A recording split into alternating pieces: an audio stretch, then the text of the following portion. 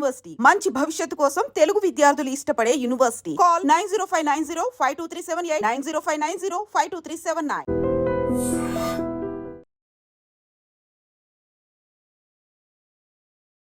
నమస్తే, welcome back to ID media. నేను మీ ఝాన్సీ.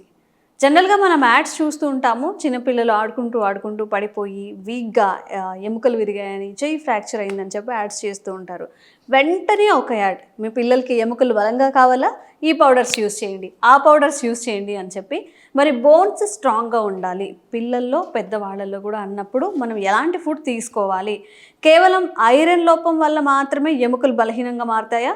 చిన్నపిల్లలు కూడా మనం బలహీనమైన ఎముకల్ని చూస్తూ ఉంటాం. దీనికి సొల్యూషన్ ఏంటో తెలుసుకుందాం. ప్రస్తుతం అంతా ఉన్నారు 35 ఏళ్ల ఆయుర్వేద అనుభవం ఉన్న చిట్టిబొట్ల మధుసూదన్ శర్మ గారు, ఆయుర్వేద వైద్యులు. వారిని అడిగి స్ట్రాంగ్ బోన్స్ మనకి రావాలి అంటే ఏం చేయాలో తెలుసుకుందాం. నమస్తే సార్. నమస్తే. ఎలా ఉన్నారు సార్? బాగున్నానమ్మా, మీరు ఎలా ఉన్నారు? బాగున్నాను సార్. సో కొన్ని యాడ్స్ చూస్తుంటే ఏమనిపిస్తుంది అంటే, ఇంత సిల్లీగా ఉన్న వాటిని అసలు ప్రజలు ఎలా యాక్సెప్ట్ చేస్తున్నారు? మీ పిల్లాడు పడిపోయారా, ఈ డ్రింక్ ఇవ్వండి, తను బాగా ఎముకలు బలంగా ఉంటాయి. లేదు వీక్గా ఉన్నాడా, ఈ డ్రింక్ ఇవ్వండి, తను బాగా కండపుష్టి వస్తుంది, లేకపోతే చూడడానికి బాగుంటారు, ఆరోగ్యంగా ఉంటారు, చదువుల్లో ఫస్ట్ వస్తారు వాళ్ళు, అన్లెస్ తర్వాత కలెక్టర్లు అవుతారు, అలా చూపిస్తూ ఉంటారనమాట. అసలు మన ఫుడ్ హ్యాబిట్స్ ఎలా ఉండాలి, మన బోన్ స్ట్రెంత్ కోసం మనం ఎలాంటి ఫుడ్ కానీ లైఫ్ హ్యాబిట్స్ కానీ చేంజ్ చేసుకుంటే మంచిది అంటారు? ఎముకలు ఆరోగ్యంగా ఉండాలంటే చక్కటి పోషకాలు అవసరమా. ఎముకలకు మంచి పోషకాలను అందించినప్పుడు ఎముకలకు సంబంధించినటువంటి సమస్యలు, కీళ్ళకు సంబంధించినటువంటి సమస్యలు రావమ్మా. ఒకవేళ చక్కటి పోషకాలు, ఎముకలకు కావాల్సినటువంటి ఆహారాన్ని, మనకు కావాల్సిన ఆహారం మనకు నాలుకకి ఏది రుచి అయితే తీసుకుంటాం, మనసుకి ఏది కావాలంటే తీసుకుంటాం. కానీ ఎముకలకు కావాల్సిన ఆహారాన్ని కూడా మనం దృష్టిలో ఉంచుకొని ఎముకలను కూడా మనం మన విజ్ఞానం ద్వారా వాటిని సపోర్ట్ చేస్తే ఎముకల ఆరోగ్యం బాగుంటుందమ్మా. సో ఈ ఎముకలకు ఎప్పుడైతే మనం చక్కటి పోషణ ఇస్తాము, ఎముకలు పెలుసు పరకుండా ఉంటాయి.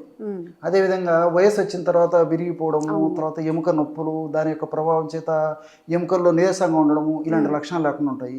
రెండోది ఏమంటే, ఆ ఎముకలకు మంచి పోషకాహారాన్ని అందించడం వల్ల, చక్కటి న్యూట్రిషన్ అందించడం వల్ల ఎముకలకు కింది భాగంలో కార్టిలేజ్ అనేటువంటి పదార్థం ఉంటుందమ్మా. ఆ కార్టిలేజ్ బాగా ప్రొడ్యూస్ అవుతుంది. దానివల్ల కార్టిలేజ్ బాగా ఉండడం చేత మరి కీళ్ళకు సంబంధించిన సమస్యలు కూడా రాకుండా ఉండే అవకాశం ఉంటుంది. అదేవిధంగా ఎముకలకు మంచి పోషకాహారం మనం ఎప్పుడైతే అందించినామో, ఇప్పుడు ఎముక మధ్య భాగంలో గుజ్జు ఉంటుందమ్మా, బోన్ మ్యారో. ఆ బోన్ మ్యారో నుంచే ఎర్ర రక్త కణాలు తయారవుతుంటాయి. మంచిగా ఎర్ర రక్త కణాలు తయారు కావాలన్నా మనం ఎముకలకు ఇచ్చేటువంటి పోషకం అవసరం అమ్మా. సో ఇలాంటివి చేయడం వల్ల ఏమైతుందంటే, మరి మంచి పోషక ఆహారం ఎముకలకు కూడా మనం తినడమే కాకుండా ఎముకలకు ఉపయోగపడే పోషకాహారం ఇవ్వడం వల్ల ఈ క్యాన్సర్స్ ఇలాంటివి కూడా రాకుండా ఉంటాయమ్మా. సో ఇలా మల్టిపుల్ బెనిఫిట్స్ ఈ ఇటువంటి ఆహారం తీసుకోవడం వల్ల ఉంటాయమ్మా. మరి ఈ ఆహారం గురించి మనం చెప్పుకున్నట్లయితే మీకు నేను అనుకోవడం కొన్ని డౌట్స్ కూడా వచ్చింటాయమ్మా. ఇలాంటి ఆహారాల వల్ల ఎముకలు పాడేటువంటి అవకాశం ఉంటుందని చెప్పి. ఎస్, నా క్వశ్చన్ అది. జనరల్గా ఏంటంటే ఐరన్ డెఫిషియన్సీ ఇది ఒక్కటే చెప్తూ ఉంటారు, ఇంకెలాంటి కారణాలు ఉండొచ్చు? చాలా మంది తెలిసినటువంటి కారణాలు అవమ్మా. నేను కొన్ని వాటిని మించి కూడా ఇంకొన్ని కారణాలు కూడా చెప్తాను చూడమ్మా.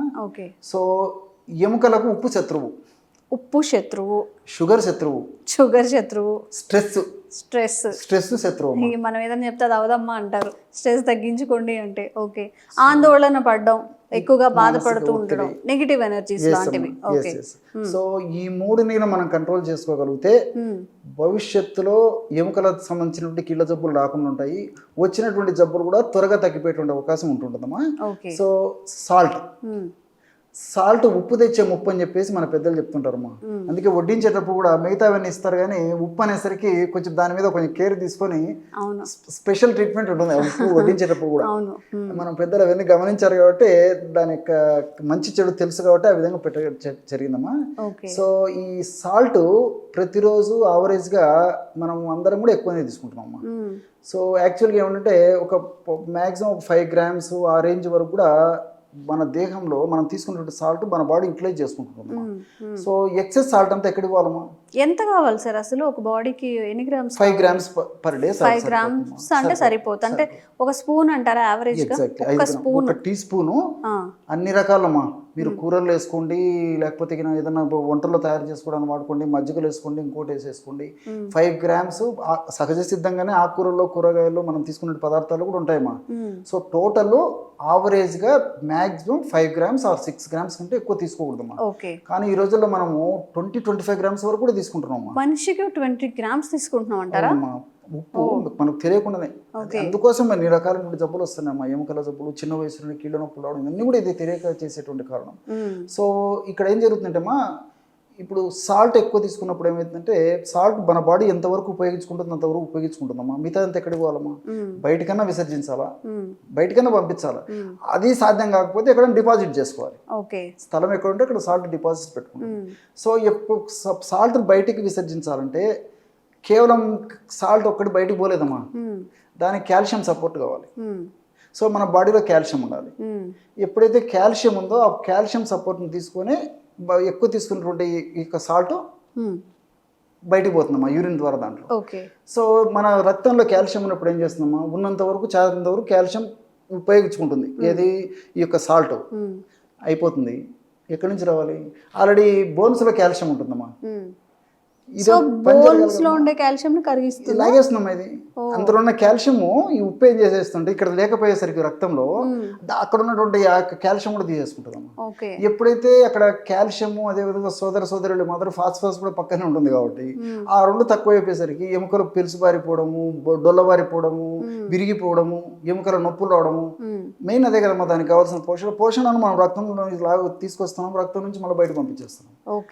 సో ఈ పద్ధతి వల్ల చాలా మంది తెలియకమ్మా, ఉప్పు అంటే నేను ఉప్పు శత్రువు అని చెప్తున్నాను అనమాట. సో దీని ఉప్పు వల్ల చాలా మంది తెలియక ఈ యొక్క పద్ధతిలో జరుగుతుందమ్మా. రెండవది షుగరా, పంచదార.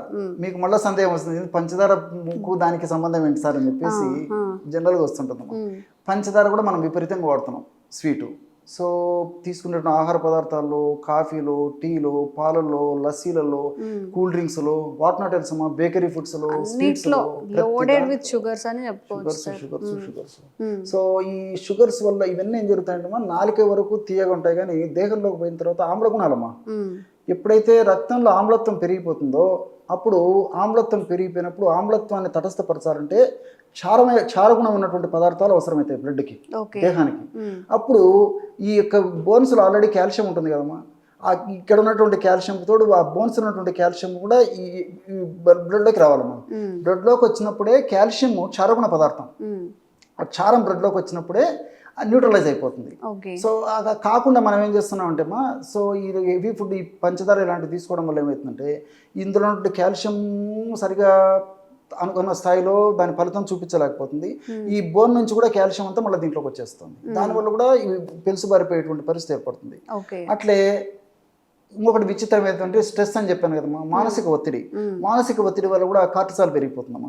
సో కార్టిసాల్ గుణం కూడా ఏంటంటే కాల్షియం లాగేసి బోన్స్ లో ఉన్నటువంటి కాల్షియం లాగేసేస్తుంది, ఫాస్ఫరస్ లాగేస్తుంది. సో దీనివల్ల యాక్చువల్గా ఏమంటే ఆ బోన్స్ పెలుసుబారిపోవడం ఇవన్నీ జరుగుతుంటాయమ్మా. ఇన్ని జరుగుతూ ఉంటాయి అన్నమాట. మనం ఎక్కువ సాల్ట్స్ తీసుకోవడం, షుగర్స్ తీసుకోవడం వల్ల, స్ట్రెస్ వల్ల. సార్ మరి వీటిని ఎలా బ్యాలెన్స్ చేయాలి? మన ఫుడ్ లో ఏం ఇంటేక్ చేసుకోవాలి? ఇప్పుడు అవాయిడ్ చేయాల్సినవి తెలుసుకున్నాము, తినాల్సినవి ఏంటి, చేయాల్సినవి ఏంటి ఎక్సర్సైజ్? సో వీటికి మొదటనే చెప్పాను కదా, మా పోషకాంశాలు అవసరమని. సో కాల్షియం అవసరమే, ఫాస్ఫరస్ అవసరమే, తర్వాత వీటికి తోడు డి విటమిన్ అవసరము, కే విటమిన్ అవసరం.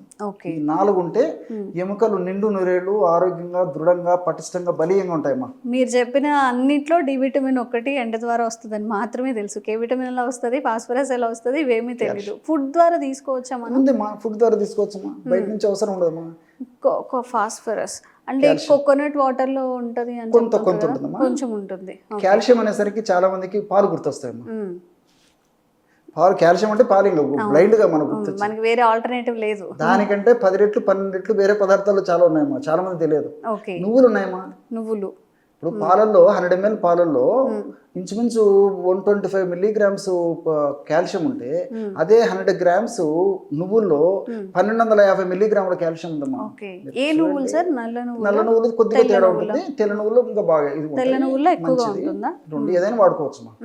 సో కాల్షియం అంత ఉంటుంది. అదే ఫాస్ఫరస్ కూడా మా పాలలో పోల్చుకుంటే దీంట్లో ఫాస్ఫరస్ కూడా ఎక్కువ ఉంటుంది నువ్వుల్లోనేనా? నువ్వులు. కాబట్టి రోజు చిన్న వయసు నుంచి చిన్న పిల్లల నుంచి రోజు మధ్యాహ్నం ఆహారం తర్వాత ఒక నువ్వుల ఉండమ్మా రోజు పిల్లలకు అలవాటు చేసి పెద్దలు కూడా తీసుకోవడం వల్ల మరి ఎలాంటి ఎముకలకు సంబంధించిన జబ్బులు రావమ్మా. ఓకే. అది కాల్షియం ఫాస్ఫరస్ సంబంధించింది.